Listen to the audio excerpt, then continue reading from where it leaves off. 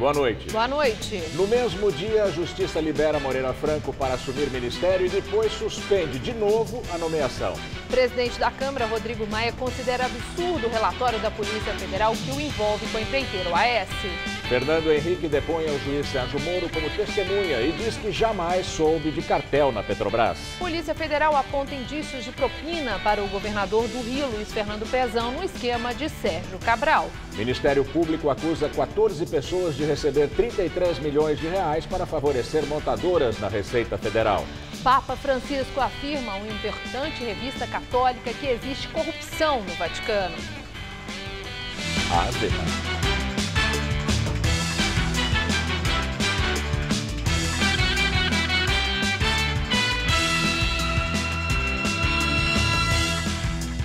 Um estagiário de 17 anos confessou ter roubado 3 carros da Câmara Municipal de São Paulo.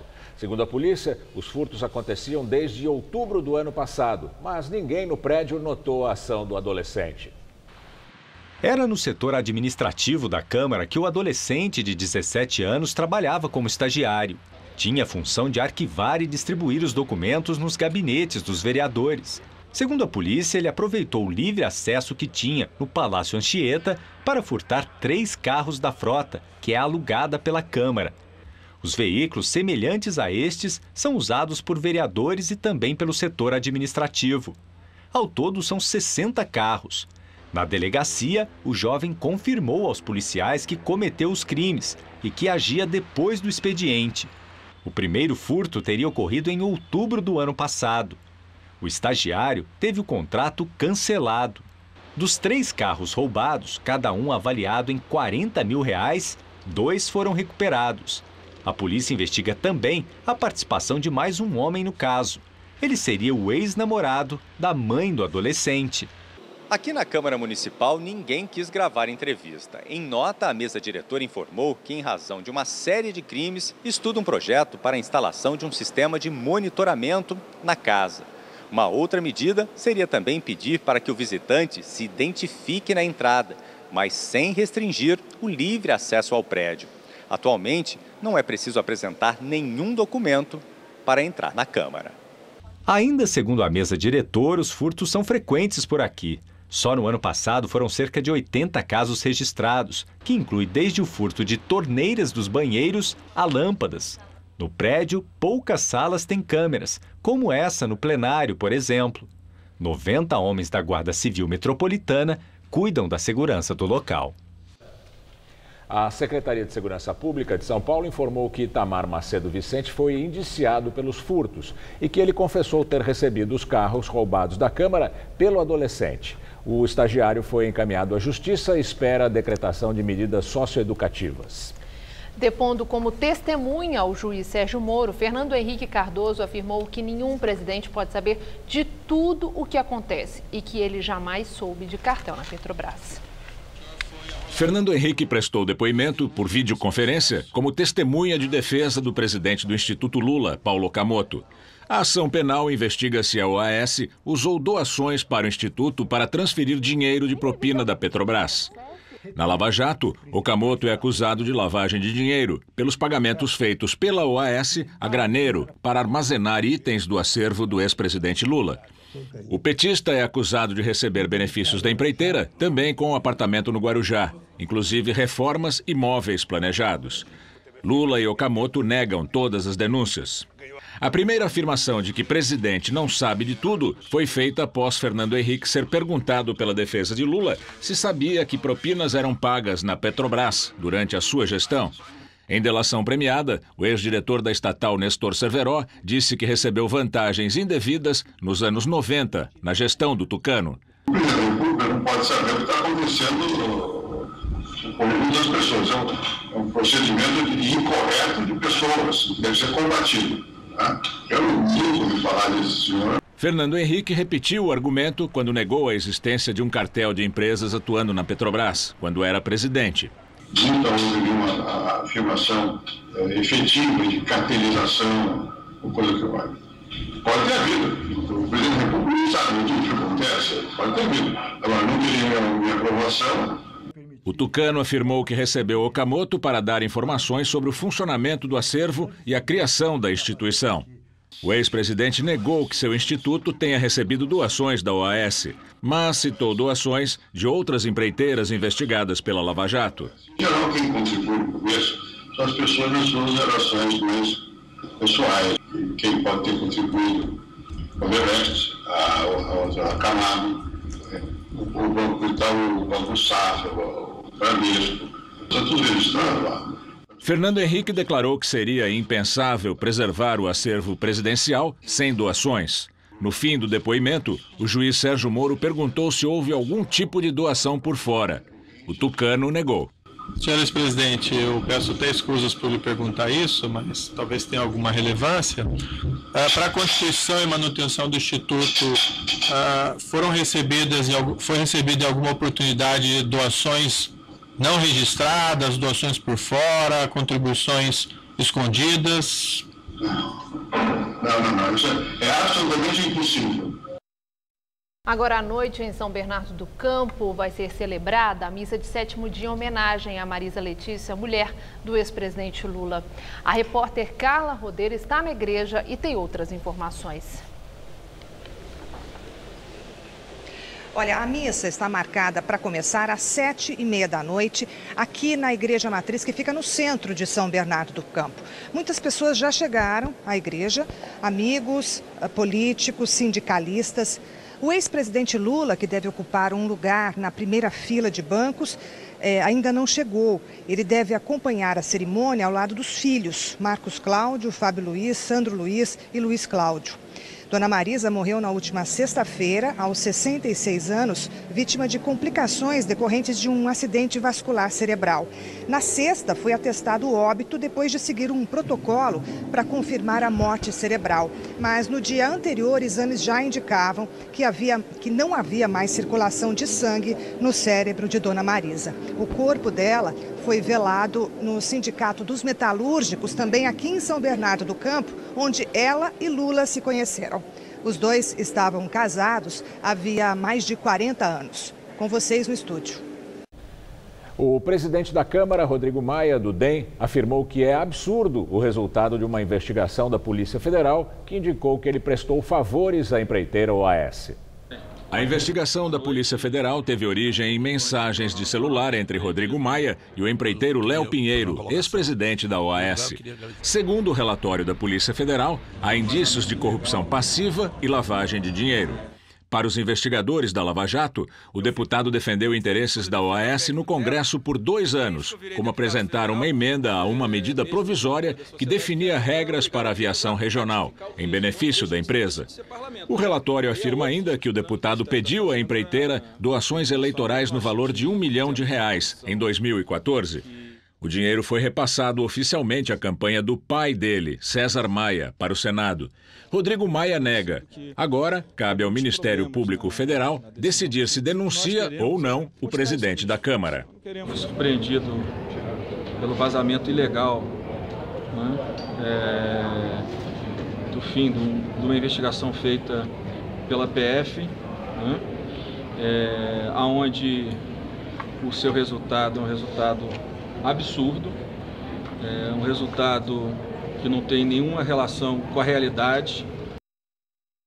O procurador da República, Carlos Fernando dos Santos Lima, defendeu o fim do sigilo das delações da Odebrecht.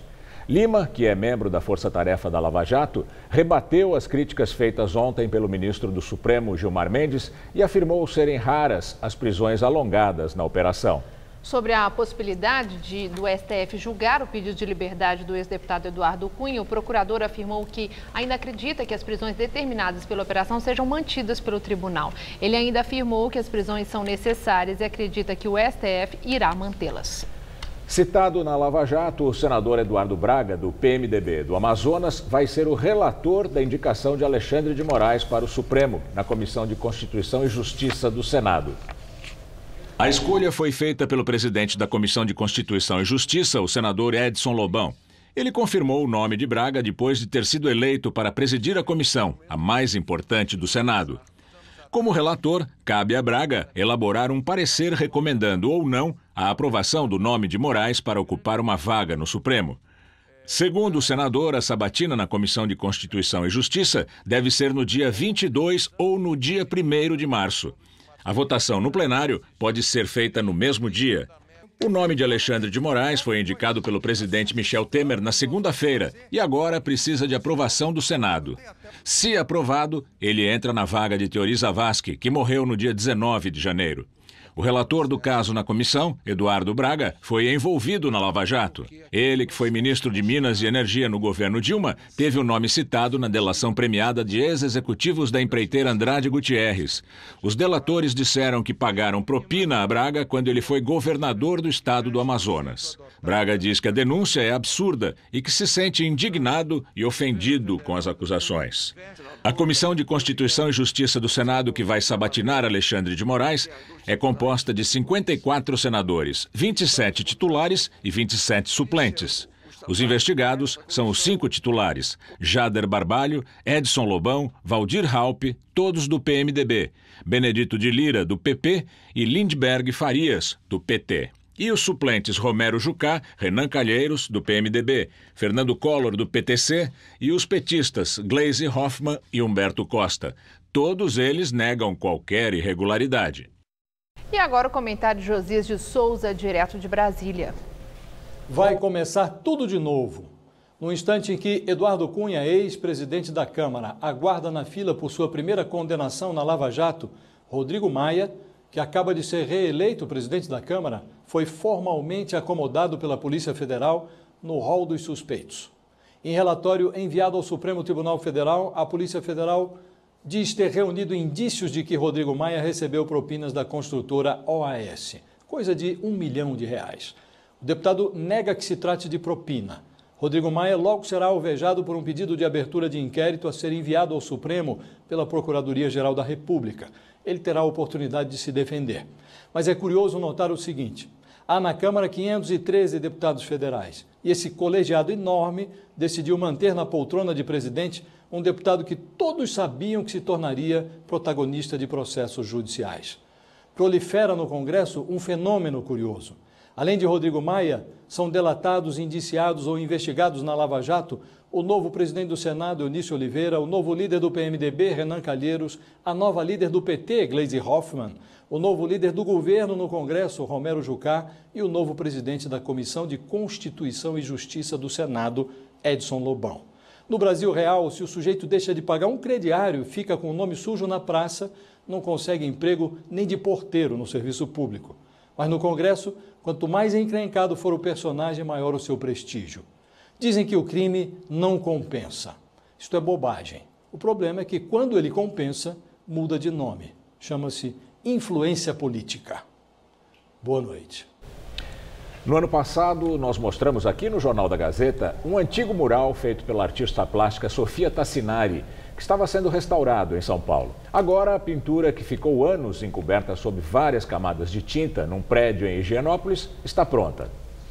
Restaurar uma obra de arte escondida embaixo de várias camadas de tinta e também de massa corrida foi a jornada vivida neste prédio nos últimos 10 meses. E essa história a gente já contou em junho do ano passado. Na época, a arquiteta restauradora Renata Ferretti ainda trabalhava para descobrir o colorido que estava retratado em uma das paredes brancas do salão de festas. Tudo indica que seja ou uma luta de capoeira, uma dança de capoeira, ou, quem sabe, até uma dança de frevo. Hoje, a surpresa, nada de roda de capoeira ou apenas uma dança. A gente tem instrumentos de samba, né, muito claros, tem uma figura carnavalesca, bem fantasiada, né? Então, para mim, isso é uma cena de carnaval de rua, o que deixa ainda mais interessante a pintura, porque não é uma cena usual, né, que foi retratada na década de 60. desde a caixinha de fósforo aos pés descalços.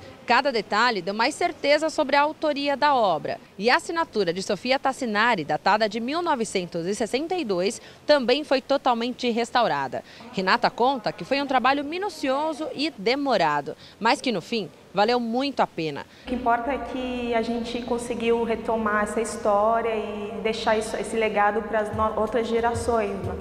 E nada de tinta de novo. Nada de tinta de novo.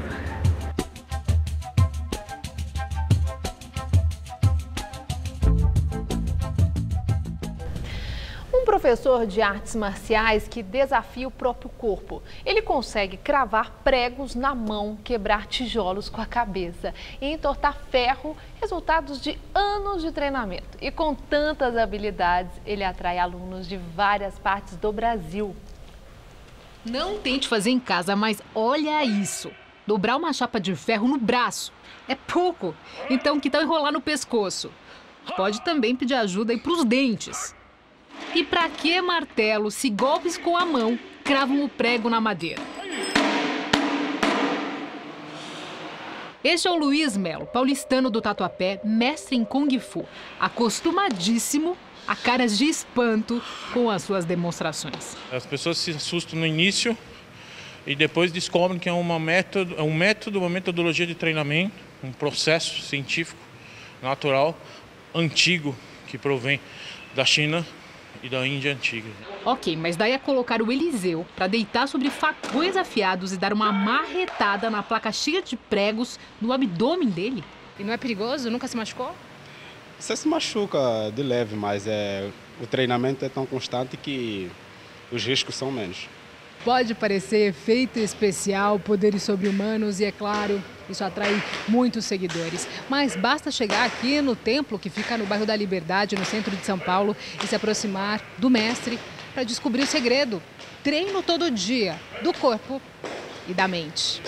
Habilidades de luta, condicionamento físico e meditação, introspecção. Força e delicadeza, explosão e calmaria.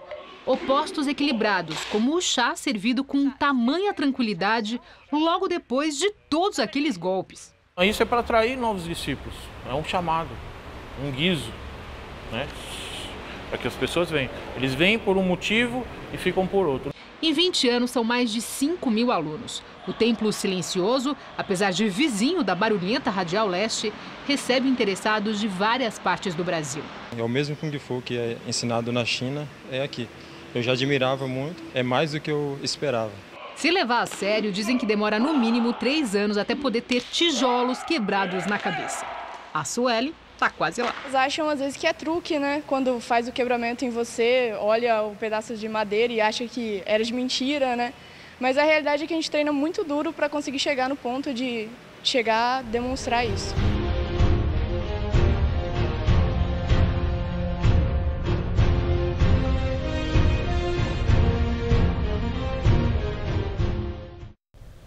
A primeira-dama Marcela Temer se reuniu hoje com mulheres de governadores e prefeitos para apresentar o programa Criança Feliz. O encontro foi no Palácio da Alvorada. Marcela é embaixadora do programa, lançado em outubro do ano passado e que tem como objetivo oferecer assistência para grávidas e crianças com até 3 anos, cujas famílias são beneficiárias do Bolsa Família. A adesão ao programa, com orçamento previsto de R$300 milhões para este ano, deve ser feita até amanhã. O Sindicato dos Policiais Civis afirma que o número de mortos por causa da onda de violência que atinge o Espírito Santo há 5 dias subiu para 106. Desde sábado, familiares de PMs fazem protestos em frente aos batalhões para impedir a saída dos PMs. O número corresponde à soma das vítimas de homicídio doloso, quando há intenção de matar, latrocínio, que é o roubo seguido de morte, lesão corporal, também seguida de morte e óbitos decorrentes de intervenções policiais em serviço e fora dele. A Secretaria de Segurança Pública do Espírito Santo ainda não divulgou os dados oficiais e afirma que não é o momento de fazer balanço. O último número disponibilizado pela pasta é o de 1.181 homicídios dolosos durante todo o ano de 2016. Hoje de manhã, o presidente do Sindicato dos Rodoviários de Guarapari, Wallace Belmiro Fernaziari, foi encontrado morto a tiros dentro do carro. Segundo a família, ele saía para trabalhar quando foi assassinado. Os ônibus da Grande Vitória voltaram a ser recolhidos para as garagens. Há 5 dias, famílias de PMs bloqueiam a saída dos batalhões em todo o estado. Os manifestantes pedem reajuste salarial para a categoria, mas o governo diz não ser possível atender o pedido por falta de verba. 1.000 militares do Exército e 200 policiais da Força Nacional reforçam a segurança. Mais 200 homens da Aeronáutica chegaram ontem à noite à Vitória. Um vídeo gravado em Cachoeiro do Itapimirim, no sul do Espírito Santo, mostra um tenente-coronel fazendo um apelo para que os PMs voltem às ruas. Pelo amor de Deus, vamos trabalhar com a venda, vamos pra rua. Esse movimento mostrou que nós somos capazes. Esse movimento mostrou a força da polícia militar. A falta de policiamento desencadeou uma série de saques, arrombamentos e mortes por todo o estado. Alguns moradores de Vitória que roubaram lojas nos últimos dias começaram a devolver as mercadorias espontaneamente nas delegacias. Eles serão ouvidos e devem responder em liberdade. Depois de 2 meses foragido, o prefeito eleito de Embu das Artes, Ney Santos, do PRB, tomou posse. O político era procurado pela polícia, mas o mandado de prisão preventiva dele foi revogado pelo Supremo Tribunal Federal. Uma foto oficial mostra Ney Santos assumindo o cargo depois de uma rápida reunião na Câmara Municipal. A posse oficial está marcada para domingo. O prefeito é acusado pelo Ministério Público de lavagem de dinheiro, associação para o tráfico de drogas e ligação com o PCC. Ele estava foragido desde o dia 9 de dezembro, quando foi deflagrada a Operação Chibalba. Ainda cabe recurso da decisão. A liminar do ministro Marco Aurélio Mello, do Supremo Tribunal Federal, também suspendeu a prisão de outras 12 pessoas. O mesmo ministro do Supremo Tribunal Federal, Marco Aurélio Mello, suspendeu a nomeação do filho do prefeito do Rio de Janeiro, Marcelo Crivella, do PRB, para a Secretaria da Casa Civil. Para o ministro, a ida de Marcelo Crivella para o cargo desrespeitou a decisão de 2008 do Supremo que proibiu o nepotismo. O caso ainda vai ser analisado pelo plenário da Corte, mas não tem data para ocorrer. O governador do Rio de Janeiro, Luiz Fernando Pezão, do PMDB, que teve o mandato da chapa cassado ontem pelo TRE e que ainda vai recorrer dessa decisão, apareceu agora num relatório da Polícia Federal. A polícia aponta indícios de que Pezão teria recebido a propina de um esquema comandado pelo ex-governador Sérgio Cabral. A Polícia Federal sugere o envio das informações ao Superior Tribunal de Justiça, já que Pezão tem foro privilegiado. Os indícios seriam 6 bilhetes que fazem referência ao governador do Rio e que foram encontrados na casa de Luiz Carlos Bezerra, ex-assessor de Cabral.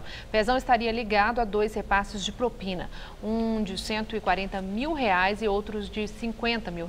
O governador ainda não se pronunciou sobre o caso. No Rio de Janeiro, manifestantes e polícia militar voltam a se enfrentar em frente à Assembleia Legislativa. Pelo menos 4 pessoas ficaram feridas. O protesto começou no fim da manhã e foi pacífico até as 3h30 da tarde. A confusão começou quando manifestantes lançaram rojões contra a PM, que disparou balas de borracha e gás lacrimogênio. Houve depredação de lojas e prédios por pessoas que participavam do ato. Algumas das principais ruas do centro do Rio foram fechadas. Dentro da Alerj, assessores e deputados que acompanhavam a discussão chegaram a usar máscaras de gás. Os manifestantes são contra o projeto de privatização da Companhia Estadual de Águas e Esgotos. A venda da empresa faz parte do termo de compromisso assinado com o governo federal para recuperar as finanças do estado. A base do governador Luiz Fernando Pezão, do PMDB, também tenta concluir ainda hoje a avaliação de vetos dele a projetos aprovados na casa. E agora vamos ao comentário de economia com Denise Campos de Toledo. O caos enfrentado pelo Espírito Santo é um desdobramento da crise econômica. O estado foi dos que melhor administraram as finanças, apesar de ter encarado os efeitos da recessão e da queda de royalties do petróleo, como o Rio de Janeiro, que já se declarou em calamidade financeira. Só que, para ter uma gestão melhor das contas, o governo do Espírito Santo segurou despesas, reajustes salariais. A greve dos policiais agora é a forma de colocar o governador contra a parede. Uma atitude extrema que não está considerando o mal que está fazendo para a população. São mais de 100 mortos em menos de uma semana, perdas financeiras imensas, pânico, mas foi uma reação ao ajuste posto em prática no estado. Ajuste que terá de ocorrer também em outros estados e com mais intensidade, porque não fizeram qualquer correção de rota antecipada. Ao contrário, são estados onde a gastança, a irresponsabilidade e a corrupção ajudaram a jogar as finanças públicas numa situação insustentável. A conta chegou e tem de ser repartida com a sociedade, o que não é aceito com facilidade. Estamos vendo as manifestações no Rio contra a privatização da SEDAI, que é a Companhia de Saneamento. Mas as medidas que podem viabilizar o acordo de socorro financeiro do governo federal vão bem além disso. Incluem até o aumento das contribuições de servidores ativos e inativos, que na prática significa redução da remuneração líquida, perda de renda, o que só vai aumentar o grau de insatisfação. Sendo que os policiais do Rio, que hoje tiveram confronto com os manifestantes, mais do que aumento, assim como outras categorias, estão agora cobrando também o pagamento em dia dos salários, fora a melhoria das condições de trabalho no que se refere a equipamentos, armas. O Estado, que já vive um caos das finanças, pode enfrentar calamidade também em outras áreas, até na segurança.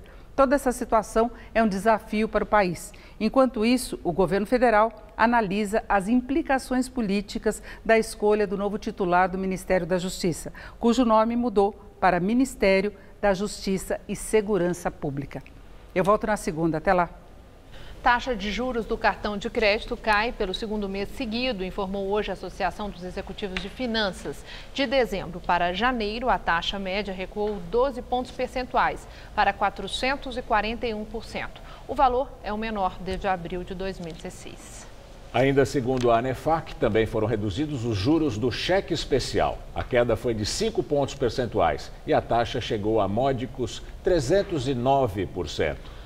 O Ministério Público Federal denunciou hoje 14 pessoas envolvidas na Operação Zelotes. Eles são acusados dos crimes de corrupção, lavagem de dinheiro e tráfico de influência. A quadrilha atuava junto ao Conselho Administrativo de Recursos Fiscais para anular débitos de empresas que estavam com problemas com a Receita Federal. O grupo, que inclui lobistas, funcionários públicos e executivos, é acusado de favorecer a MMC Automotores, a representante da Mitsubishi no Brasil, após o pagamento de 33 milhões de reais. Segundo a denúncia, depois de receber a propina, os envolvidos conseguiram livrar a empresa de uma dívida de 600 milhões de reais, em valores atualizados com a Receita Federal. Entre os denunciados estão os ex-conselheiros do CAF, José Ricardo da Silva e Alexandre Paes dos Santos, o casal de lobistas Mauro Marcondes Machado e Cristiana Maltoni, além dos empresários Paulo Ferraz e Roberto Richer. Há ainda 3 servidores públicos, entre eles a ex-assessora da Casa Civil, Lítia Espíndola. O chefe dela na pasta era Branislav Contic, braço direito do então ministro Antônio Palocci. Palocci está preso em Curitiba por suposto envolvimento em esquema investigado na Lava Jato. Contic também chegou a ser detido, mas foi liberado.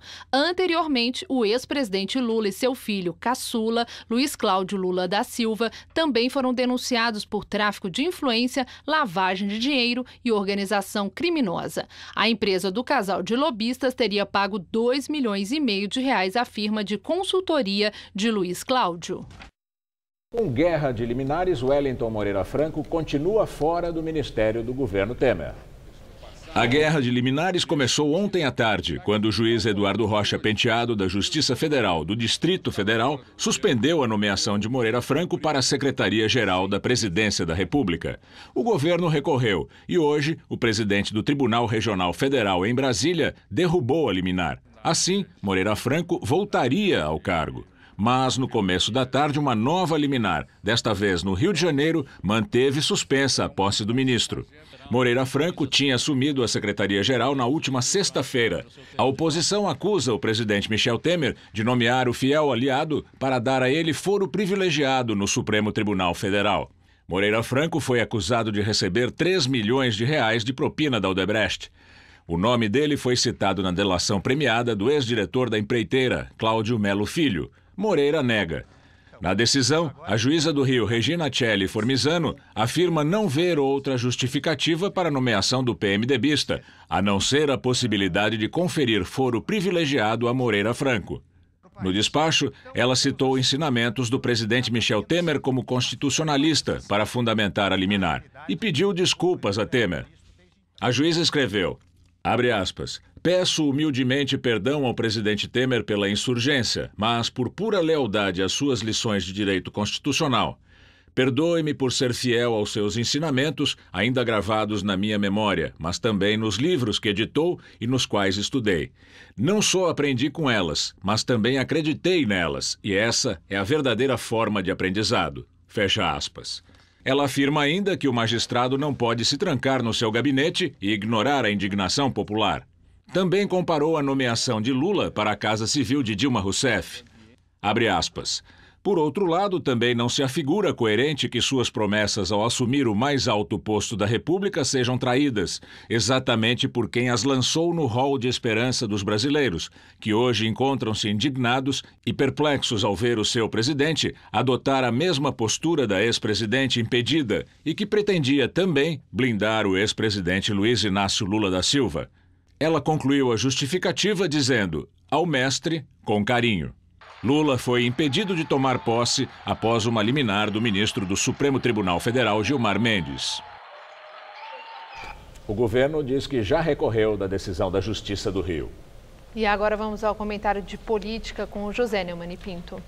O decano do Supremo, Celso de Mello, vai decidir essa parada toda amanhã de uma vez.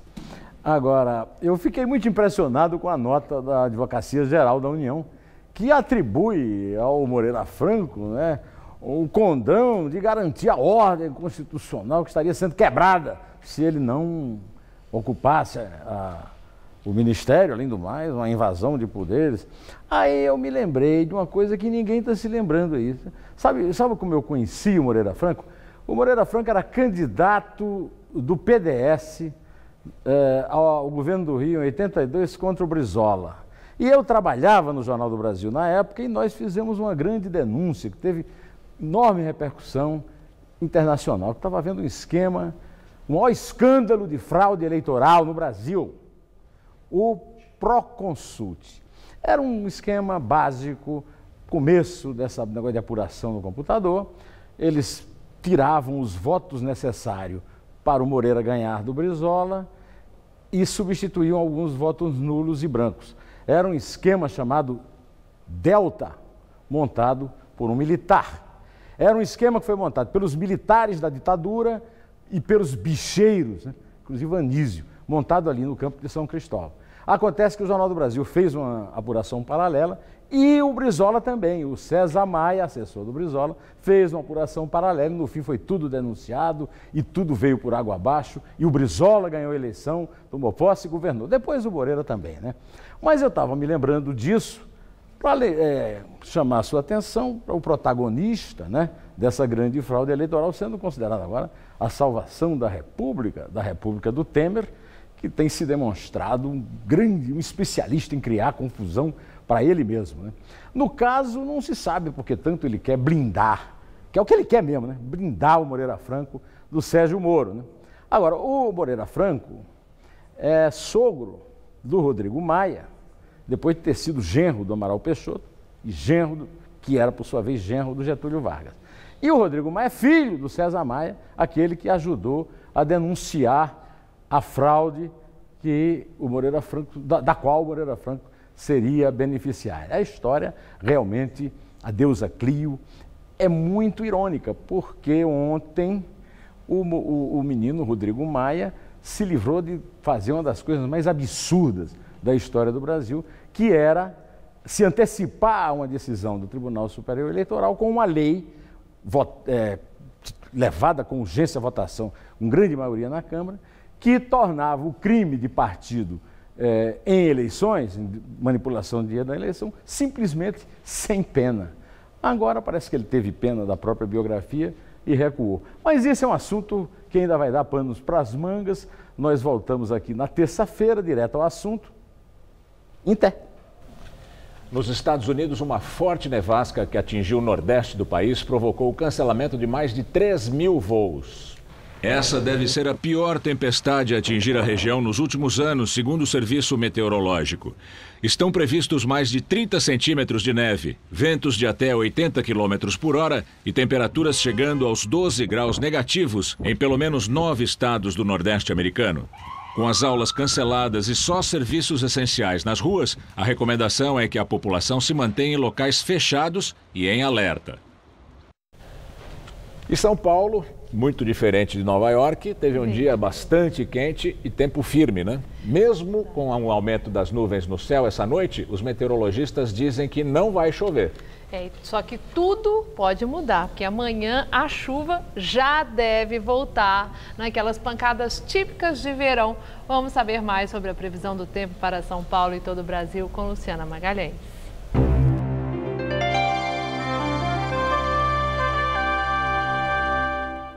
A sexta-feira será típica de verão, com calor e pancadas de chuva na maior parte do país, mas em alguns pontos o volume será maior.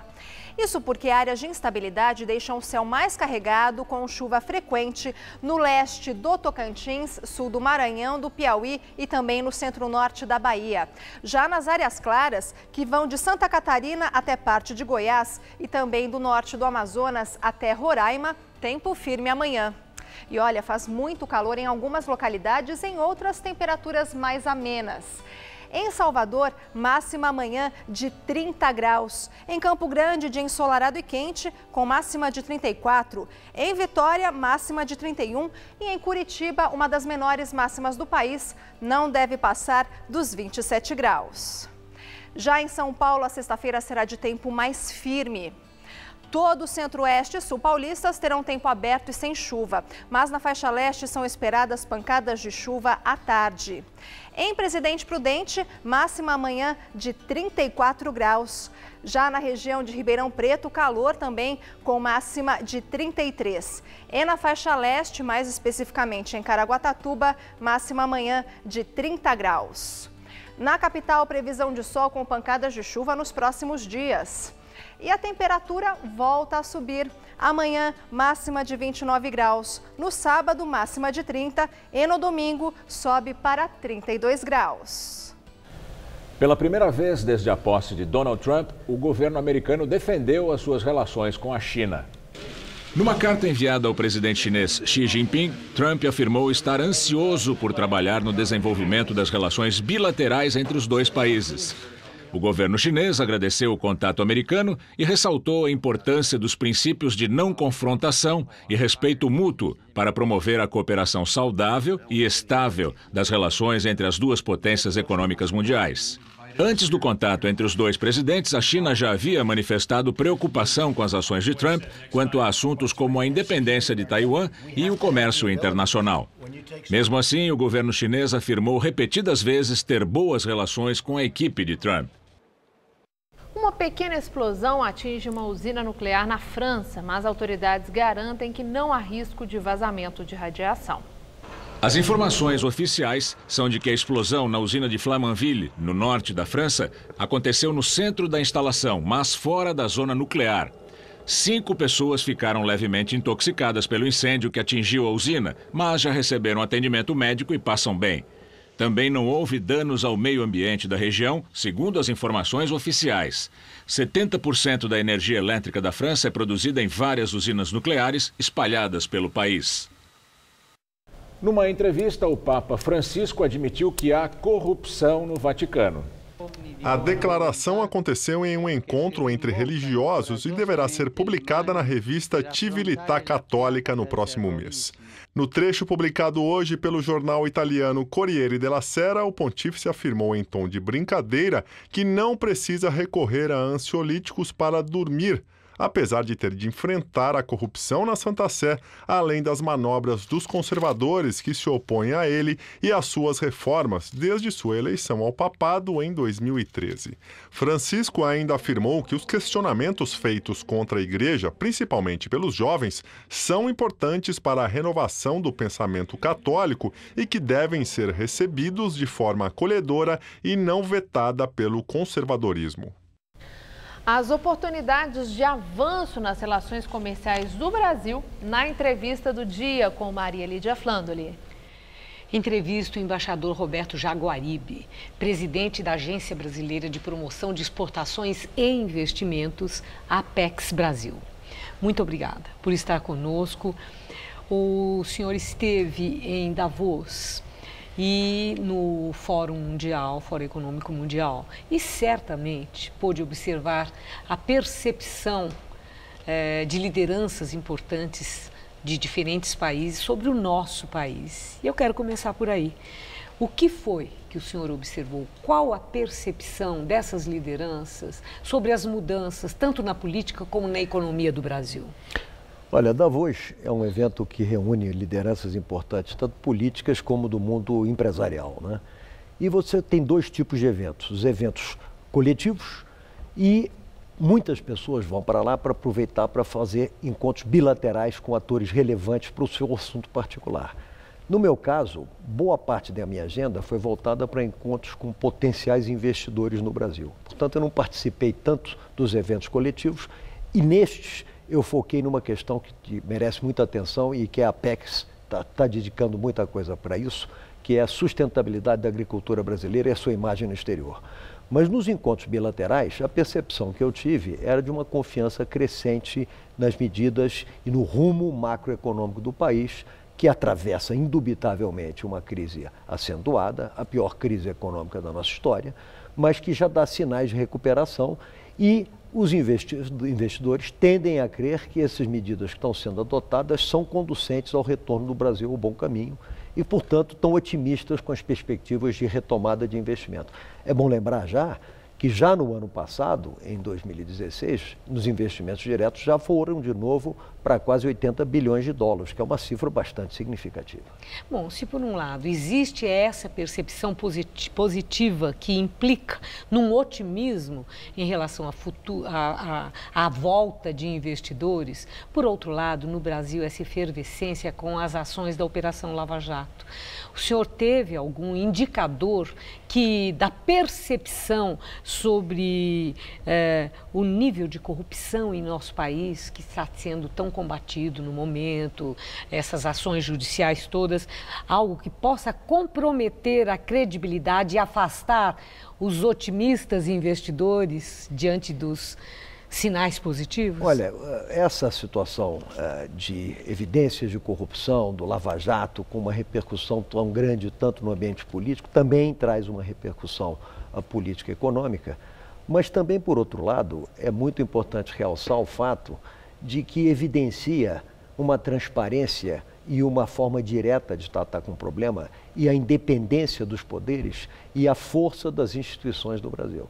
E tudo isso também gera percepções positivas. O Brasil é um país que gosta de ligar o alto-falante e o amplificador no máximo e faz um estardalhaço, seja para coisas positivas, seja para coisas negativas. Nós temos aí muitos outros países do mundo que se confrontam com situações de relevância na área da corrupção, mas que não estão ganhando tantas manchetes. E muitas empresas dos grandes países do mundo e multas que são aplicadas para bancos europeus, para bancos americanos, para companhias de petróleo fictícias, como já aconteceu nos Estados Unidos, e não recebem também tanta repercussão. O Brasil amplifica muitas questões, mas não há a menor dúvida que a Lava Jato é uma questão de grande consequência e relevância.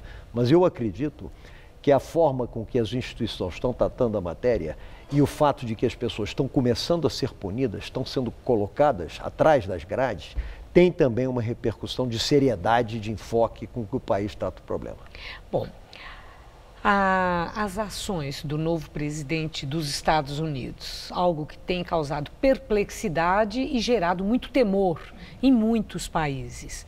Da sua observação nas relações internacionais para o Brasil, estamos sob ameaça?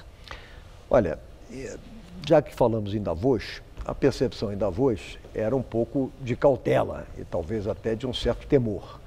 Mas a verdade é que, na perspectiva do Brasil, são circunstâncias ainda não muito definidas, mas que já apresentam possibilidades de alguns desafios, mas que simultaneamente representam também oportunidades. Desde logo eu saliento 2 ou 3. Em primeiro lugar, uma maior coesão latino-americana e a capacidade de gerar com mais agilidade entendimentos que nós estamos buscando, tanto de agilização do Mercosul, como de aproximação com outros países no âmbito da Aliança do Pacífico. Essa dificuldade de entender o que será a política externa e, sobretudo, comercial dos Estados Unidos, tende a fazer com que haja um elemento de sinergia maior entre esses países, permitindo que se avance em coisas que nós buscamos há muito tempo. O senhor acha que nesse ambiente, de oportunidades para o Mercosul, possa ter um significado de fortalecimento, inclusive para a abertura de novas parcerias em relação ao resto do mundo? Mas o Mercosul, o Brasil no Mercosul, um bloco representativo, ou essas oportunidades elas terão peso maior ou menor em voos isolados, solos, de cada país? Não, nós trabalhamos no âmbito do Mercosul e, felizmente, nesse momento, há uma convergência no sentido de promoção de maior abertura, de maior integração ao comércio global. As visitas recíprocas dos 2 presidentes dos maiores países, o presidente Macri, recente, anteontem, a Brasília, evidenciou mais uma vez isso.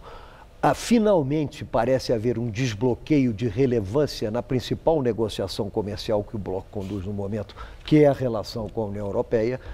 Os líderes da União Europeia evidenciaram um interesse crescente.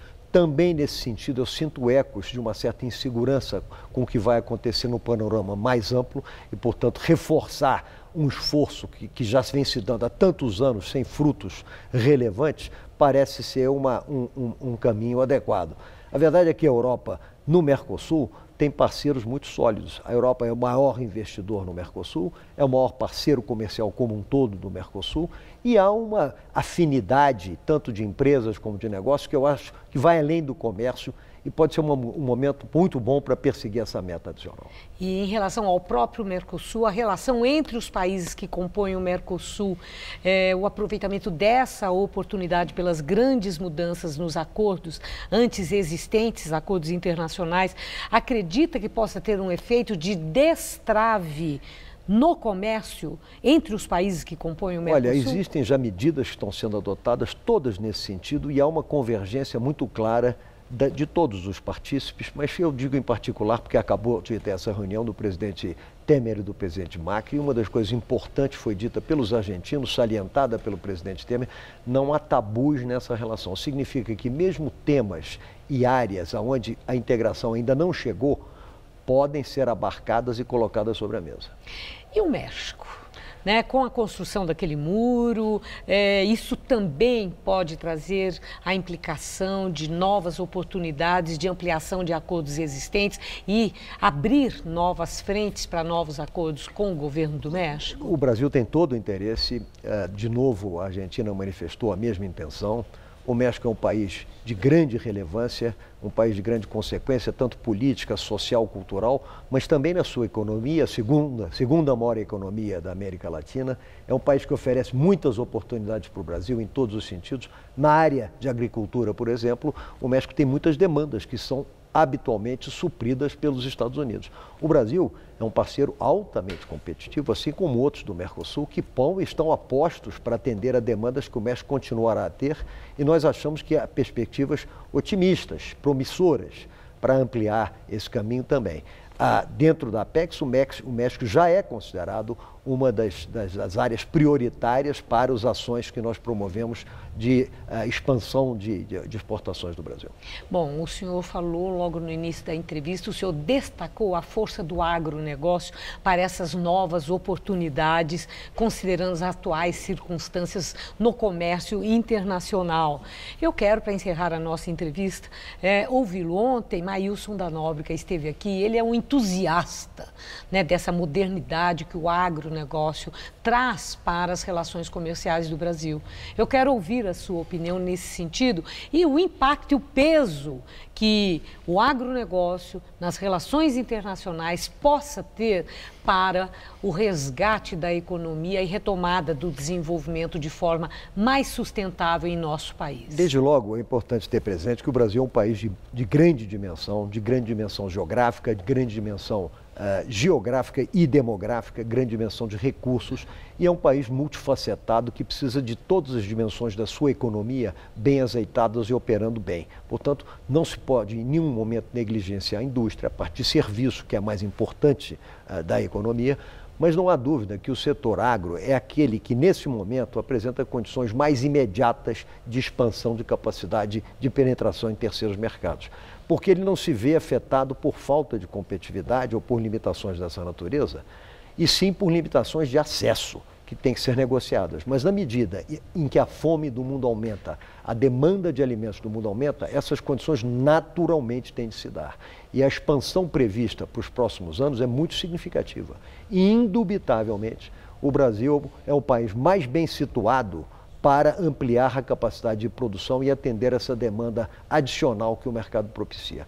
Um outro ponto fundamental e que eu acho que precisa ser muito realçado é que o agronegócio brasileiro é altamente sustentável. Essa aliança que se formalizou e ainda, evidentemente, precisa ser aperfeiçoada do produtor agrícola com o meio ambiente, o Código Florestal é uma etapa fundamental nesse processo, é algo de grande valor que nos permite falar sem medo que a produção agrícola no Brasil é das mais sustentáveis do mundo. Muito bom ouvir isso em tempos, né, em que temos sinais de melhora e a esperança vem sendo resgatada também. Muito obrigado, uma boa noite. Boa noite, Leia. Gamberini. Você vai ver a seguir os gols da primeira rodada da Copa do Brasil. O Corinthians vence em Juiz de Fora e se classifica para a próxima fase.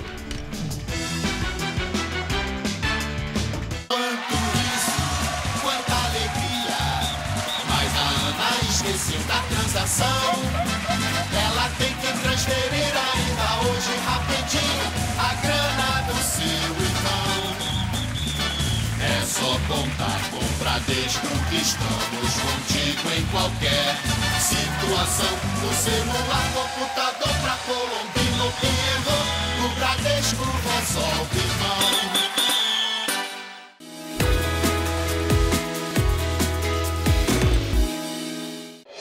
Tudo anda cada vez mais rápido. O tempo, as pessoas, as tecnologias. No coração de todas essas transformações, existe um caminho que pode mudar a sua vida. Pós-graduação Casper Libero. 4 cursos que vão acelerar a sua carreira, atualizar os seus conhecimentos e fazer você ser notado no meio de tanto movimento. Pós-graduação Casper Libero. Paixão por comunicação. Neste domingo, você vai acompanhar as emoções de Ituano e Palmeiras e toda a repercussão do jogo ao vivo, direto dos vestiários. E ainda, o técnico do Corinthians, Fábio Carilli, comenta a boa estreia do time na Copa do Brasil e participa do melhor debate-bola do futebol brasileiro. Mesa Redonda, neste domingo, 9 da noite.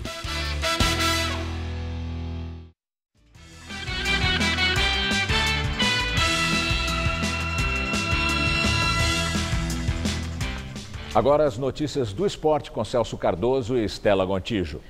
O Corinthians estreou com uma vitória magra na Copa do Brasil diante da Caldense e Poços de Caldas, sem empolgar muito o torcedor. Foi 1-0 magro, Estela, mas o suficiente para garantir a classificação para a próxima fase. O Corinthians dominou o jogo e não deu chances para a zebra. O único gol do Corinthians nasceu aos 39 minutos do primeiro tempo no cruzamento certeiro de Fagner para a cabeçada de Rodriguinho. Final, Corinthians 1, Caldense 0. A Ponte Preta visitou o Campinense na Paraíba. Os gols foram marcados por William Potker de pênalti e Lins. Ponte Preta classificada 2, Campinense 0. O São Bento de Sorocaba abriu o placar contra o Paraná com esse golaço de Itaqui, uma cobrança de falta no ângulo e do meio da rua, reveja. O Paraná empatou na sequência e desclassificou o time paulista, já que o regulamento da Copa do Brasil diz que o empate com gols favorece o clube visitante. E hoje é a vez do São Paulo entrar em campo pela Copa do Brasil contra o Motoclube do Maranhão em busca de um título inédito. A estreia do São Paulo é às 9h30 da noite num jogo com casa cheia em São Luís. Na teoria, partida fácil para o São Paulo tirar a má impressão desse início de temporada. Há 19 anos, sem jogar no Maranhão, o São Paulo tem recebido boas-vindas de Popstar desde a chegada da delegação em São Luís. O treino de ontem reuniu mais de 1.000 torcedores no Castelão, todos eufóricos para um retrato ou um autógrafo dos jogadores. Dentro de campo, o São Paulo treina a marcação e a pontaria dos atacantes para não repetir contra o Motoclube a derrapada da estreia do Campeonato Paulista no fim de semana. Para os torcedores apaixonados, os palpites para o resultado desta noite estão na ponta da língua. 0 São Paulo, 3 a 0. Amanhã o São Paulo deve oficializar a contratação do atacante Jusilei, que jogou no Corinthians e estava atualmente na China. A ideia do São Paulo é apresentar um novo reforço junto com o argentino Lucas Prato, que está de saída do Atlético Mineiro e deve ser anunciado nas próximas horas pela diretoria tricolor. Vai ser anunciado mesmo? Sim, sem dúvida alguma, falta o anúncio oficial. O que existe oficial até agora é o rompimento dele com o Atlético Mineiro, já rescindiu o contrato. De bastidores, a informação é a seguinte: ele chega amanhã em São Paulo, assina contrato e deve ser apresentado oficialmente domingo no Morumbi, quando o São Paulo enfrenta a Ponte Preta pelo Campeonato Paulista. Então a apresentação deve acontecer momentos antes da partida, sem dúvida. É um finalizador, é um dos melhores atacantes do futebol argentino, também do futebol brasileiro, que está no Atlético Mineiro fazendo boa campanha, realmente tende a resolver o problema de finalização do São Paulo. O São Paulo criou muitas oportunidades nos jogos que realizou nessa temporada, mas fez poucos gols. Com o Prato, a tendência é fazer muito mais. É um baita reforço. Jogador da seleção, né, Argentina? Exatamente isso. E a diretoria do El Nacional do Equador, time que foi desclassificado pelos argentinos do Atlético de Tucumã, anunciou que vai pedir anulação daquela partida épica que mostramos ontem aqui, Celso. Confusão é essa? Eles se arrependeram. Os equatorianos alegam agora, depois do resultado da partida, claro, que foram obrigados a entrar em campo por ordem de diretores da Conmebol no país, mesmo depois de passados os 40 minutos de atraso previstos no regulamento.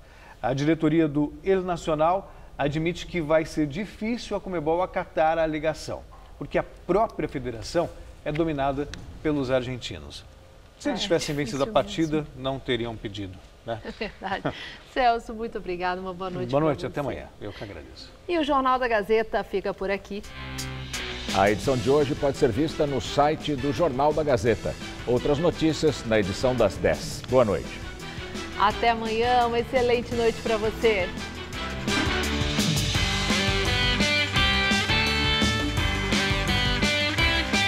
O melhor da gastronomia está no Todo Seu de hoje. Logo mais, 10h30 da noite.